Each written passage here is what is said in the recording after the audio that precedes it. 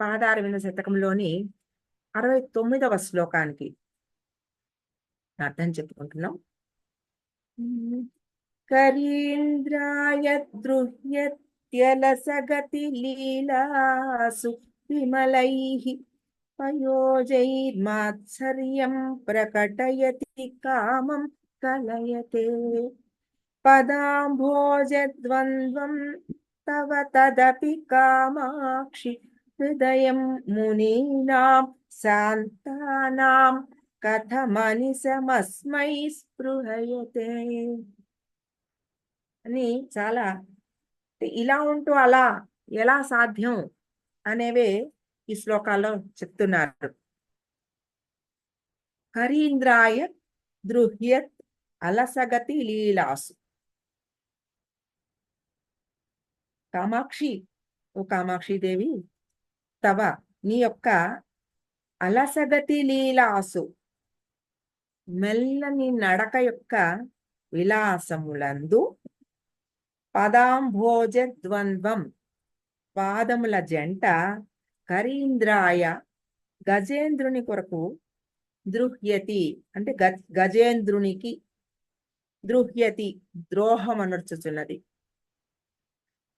విమలైః స్వచ్ఛములైన పయోజైః కమలములతో మాత్సర్యం మత్సరతను ప్రకటించుచున్నది. కామం కామమును అంటే కోరిక కలయతే ఆదరించుచున్నది. శాంతానాం శాంతులైన మునీనాం మునుల యొక్క తత్ ఆ హృదయం మనస్సు అపి కూడా అస్మై ఈ పాదముల జంట కొరకు స్పృహయతే కోరుచున్నది. ఇప్పుడు ఇందులో దృహ్యతి, తర్వాత మాత్సర్యం ప్రకటయతి, కామం కలయతి, ఈ మూడు కూడా అంటే ద్రోహం చేయడం, ఎవరికైనా ఒక ద్రోహం చేయడం, ఎవరితోనైనా పోటీ పెట్టుకుని నేనే గొప్ప అని మాత్సర్యం ప్రకటించడము, తర్వాత కోరికలు కలగజేయడము, కోరికలు కలిగి ఉండడం, ఇవన్నీ కూడా గొప్ప లక్షణాలుగా మనం చెప్పుకోవాలి. కానీ మరి ఇవన్నీ ఎలా గొప్ప లక్షణాలు అయ్యాయి అని ఇందులో చెప్తున్నారు. ఇప్పుడు శాంతులైన మునులు వాళ్ళు కూడా ఇది కోరుకుంటున్నారు. ఎందుకు? మునులు వాళ్ళకి ఇలాంటి లక్షణాలు ఉన్న వాటిని వాళ్ళు హర్షించరు, అంతే కదా. ఎవరికైనా ద్రోహం చేసే వాళ్ళని, ఎవరితోనైనా పోటీ పెట్టుకునే వాళ్ళని, బాగా కోరికలు ఉన్న వాళ్ళని ఈ మునులు శాంత హృదయం కలిగిన వాళ్ళు ఉంటారు. వాళ్ళు ఇలాంటి వారితో స్నేహం చెయ్యరు, అటువంటి అందులోకి రారు. కానీ వీళ్ళు మరి ఎలా ఈ అమ్మవారి పాదాలని కోరుకుంటున్నారు అంటే ఇందులో ఒక కిటుకు చెప్తున్నారు.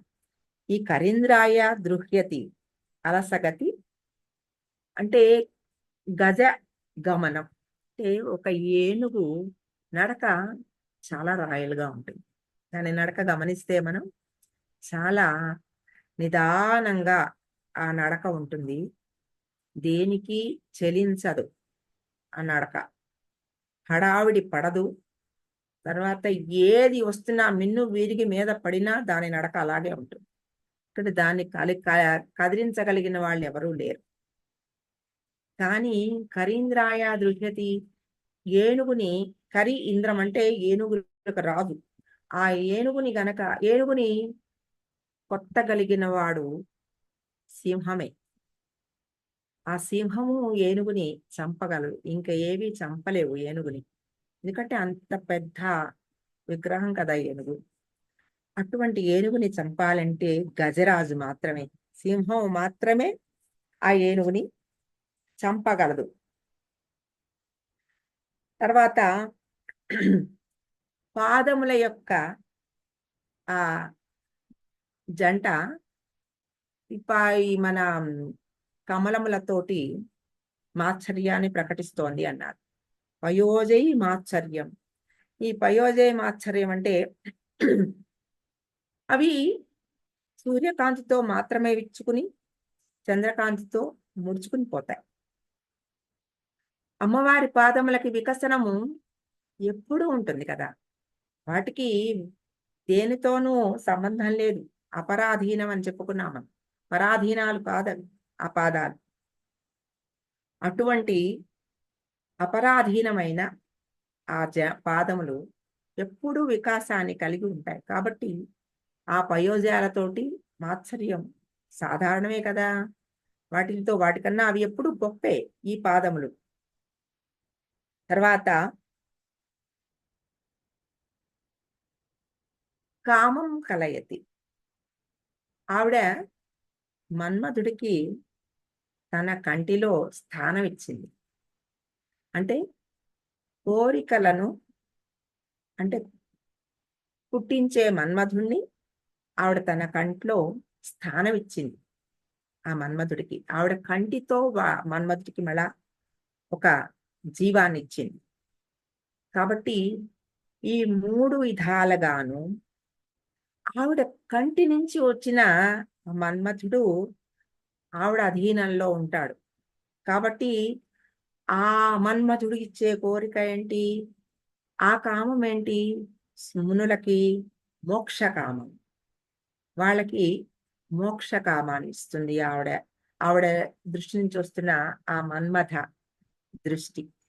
కాబట్టి ఆ మన్మథుడు ఆ పాదాల వల్ల ఆ ఆవిడ మన్మధుడికి కూడా ఆ కామాన్ని ఈ పాదాలు ఎందుకు ఈ 3 రకాలుగాను ద్రోహం కలిగించిన ఏనుగుకి ద్రోహం కలిగించిన పయోజాలతోటి మాత్సర్యాన్ని ప్రకటించిన కామాన్ని కలిగిస్తున్నా కూడా ఇవి చేస్తున్న పని ఏమిటన్నమాట? ఈ మునులు వాళ్ళ హృదయము ఒక గుహ లాంటిదిట. ఏనుగు ఏనుగుని చంపే గజరాజు ఒక గుహలో ఉంటుంది. సింహం గుహలో ఉంటుంది. సింహం లేని గుహ వెలితిగా ఉంటుంది. అది చాలా శోభించదనమాట. ఆ గుహకి విలువ లేదు. ఏనుగు ఉంటే అది ఒక పెద్ద ఆ ఆ గొప్పతనం అనమాట ఆ గుహకి. అలాంటి మునుల గుహకి అమ్మవారి పాదముల సింహరాజు కావాలి. కాబట్టి ఆ గుహలోకి మునుల గుహ హృదయం అనే గుహలోకి అమ్మవారి కరీంద్రాయ దృహ్యత్ అలసగతి అటువంటి ఆ పాదముల ఆ గమనం వారి గుహలోకి మునుల హృదయం అనే గుహలోకి కావాలి. ఇది ఇక్కడికి ఈ పాయింట్ సెట్ అయింది కదా. కరీంద్రాయ దృహ్యత్యలసగతి. రెండోది విమలై పయోజై మాత్సర్యం ప్రకటయతి. ఈ విమలై ఈ అమ్మవారి పాదముల జంట విమలై అంటే ఏ రకమైన చెడు లేకుండా ఉండే ఆ మునుల హృదయంలోకి మాత్రమే అమ్మవారి పాదములు వెళ్తాయి. కాబట్టి ఆ పయోజై మాత్సర్యం ఏదైతే చెడు ఉంటుందో ఆ చెడులోకి అమ్మవారి పాదాలు వెళ్ళవు. అటువంటి మాత్సర్యాన్ని పోగొట్టగలిగిన శక్తి ఈ పాద కమలాలకి ఉంది. పయోజై మాత్సర్యం. ఆ మాత్సర్యం ప్రకటయతి అంటే ఆ కమలాలతోటి మాత్సర్యాన్ని ఎందుకు ప్రకటిస్తున్నాయి అవి? ఎక్కడైతే చెడు ఉంటుందో ఆ చెడు దగ్గరికి అమ్మవారి పాదాలు వెళ్ళవు. మునుల హృదయాల్లోకి మాత్రం వెళ్తాయి. ఎలా వెళ్తాయి? విమలైహి కాబట్టి. మునుల హృదయాలు విమలమైనవి కాబట్టి ఆ విమలమైన ఆ మునుల హృదయంలోకి అమ్మవారి పాదములు వెళ్తాయి. తర్వాత మూడవది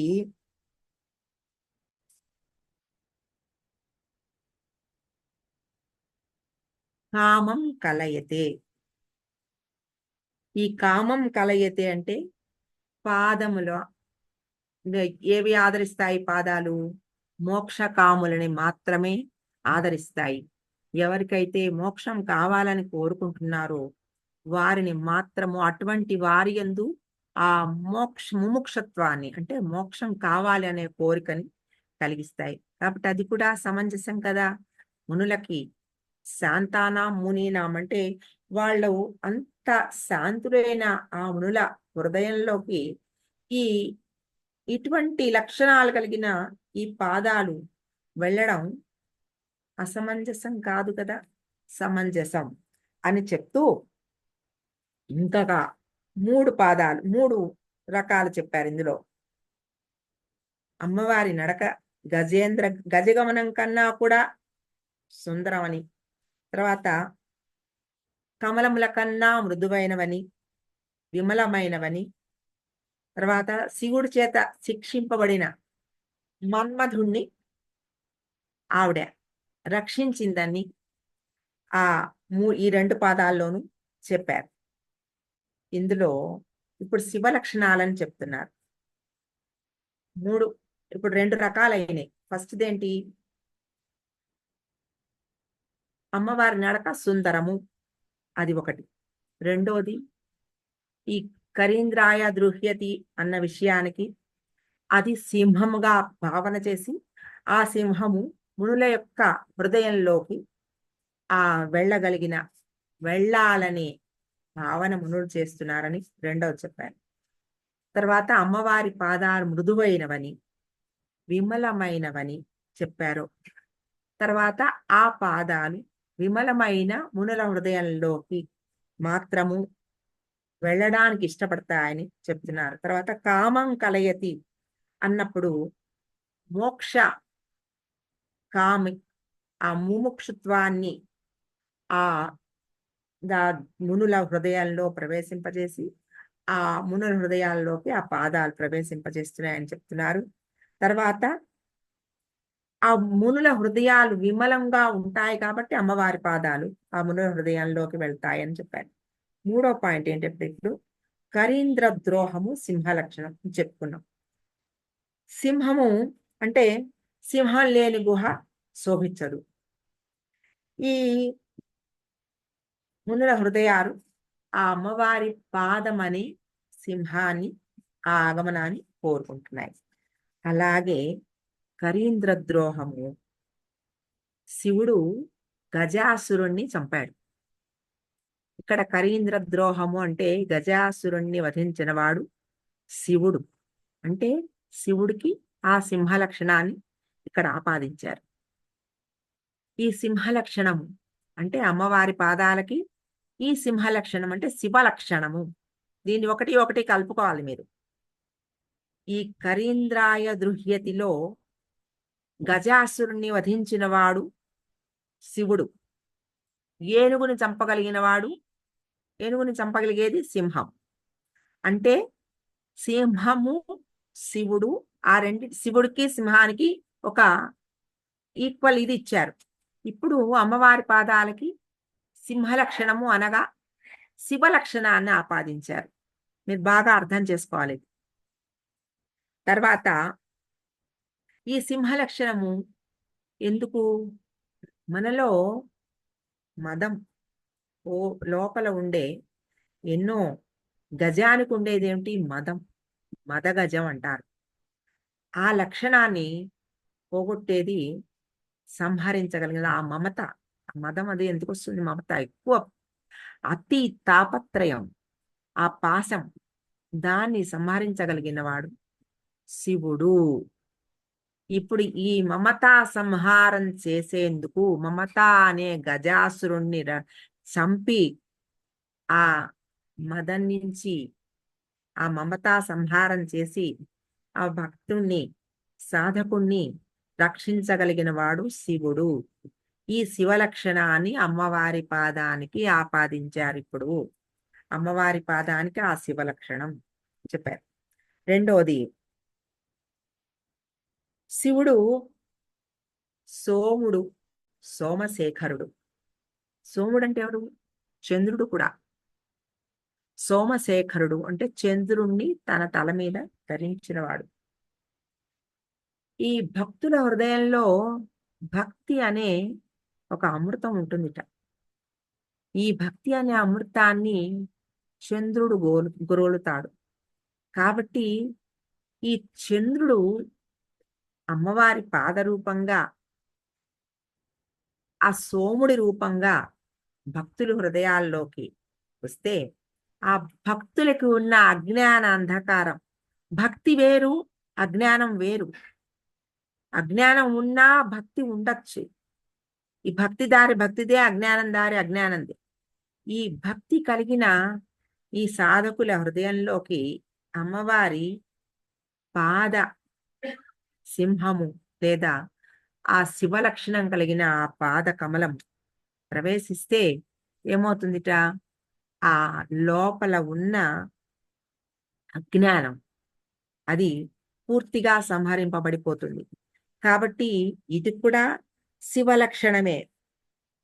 రెండోది ఇంకొకటి కామం కలయతే.